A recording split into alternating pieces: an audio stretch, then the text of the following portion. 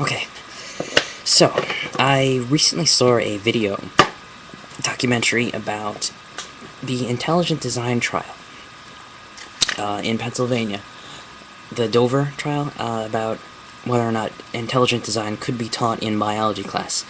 Um, so I guess to get opinions out of the way straight up, no, it shouldn't be. And any judgments aside of what intelligent design is talking about, what it is a teleological argument and a philosophy. It is not science. Intelligent design is a implication. Science, as a definition, for those of you who are familiar with mythos and logos, science is logos. It's just the practical explanation of the physical world, whatever it is, and it doesn't say anything about meaning. It just describes mechanics.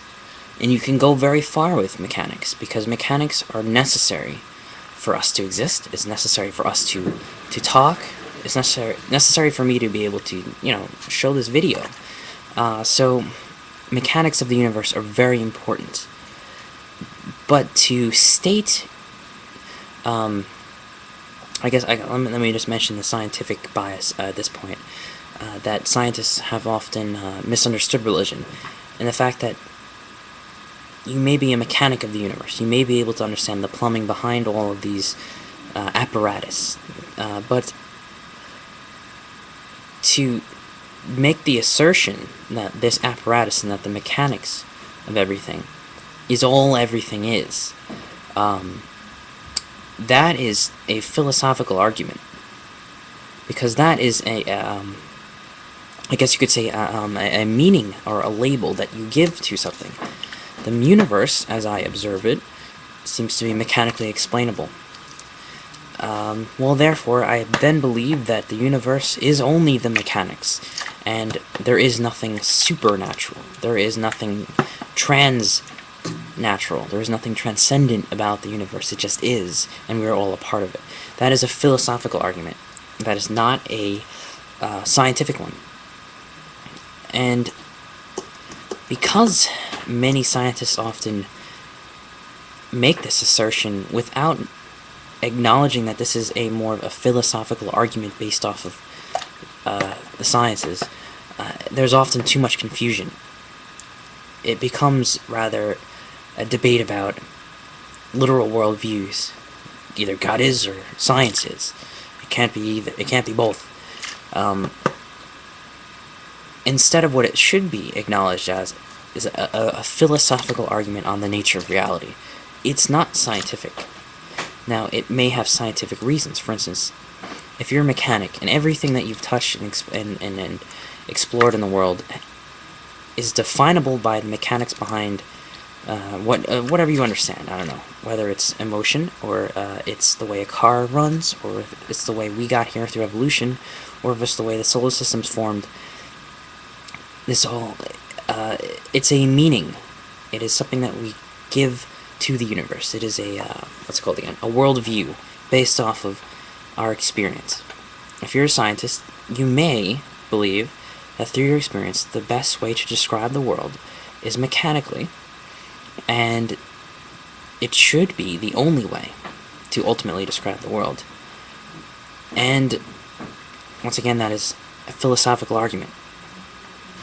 Because all science is saying, and all science does say, not the scientist, is that the world is. And science describes how that world is. So, the philosophy behind this, behind particular scientists, is something additional. It is an opinion. Until you can say for sure that there is no God, because it doesn't exist, and we have complete proof of that, until you can say, there is no need for a divine origin in anything. I mean, even when you could say that, I don't even know if that would be science, or just, meaning given to a mechanical world. Because science doesn't describe whether or not there is a God. It just describes, the nature What is it? It's biology, it's geology, it's cosmology, and then it's social science too. So it doesn't try to answer the big questions of meaning. Philosophy does. And philosophy might take one assertion or the other and find one more credible than the other. One philosophical argument that, science is what is real is physicalism. So you call yourself a physicalist if you believe, as I was mentioning before.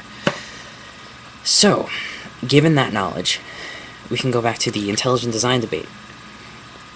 Intelligent designers make the mistake in thinking that they don't need to know the mechanics of the universe. In fact, that doesn't even matter as much as teleological or philosophical meaning. In other words, they're doing the exact opposite. They're coming from the philosophical or meaning or value-given worldview and projecting on the scientific one, saying, look guys, science is being evil because you guys don't believe in values. There has to be God, and there can't be science without God.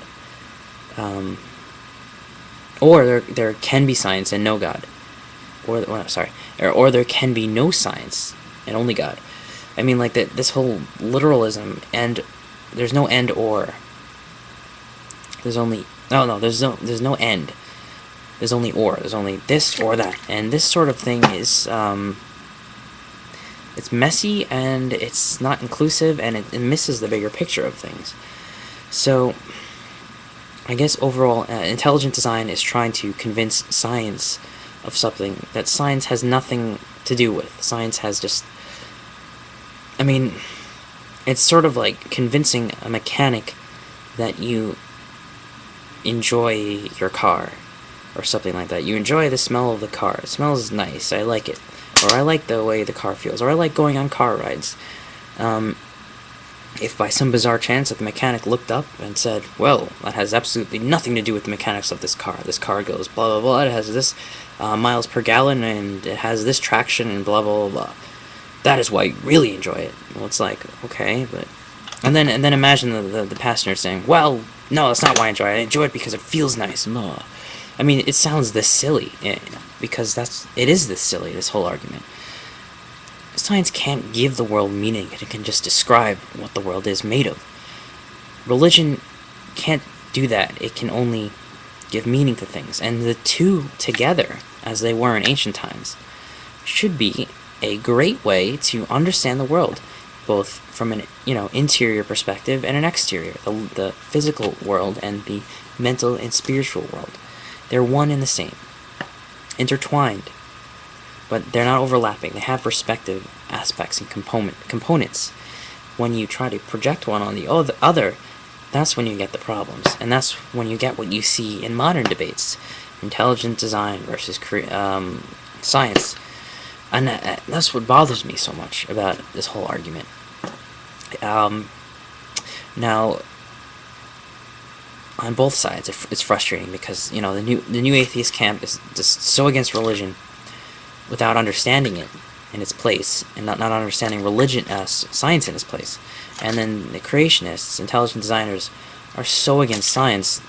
They do so at a destructive level. And unfortunately, if I had to pick a group, I think they're both being destructive for the world.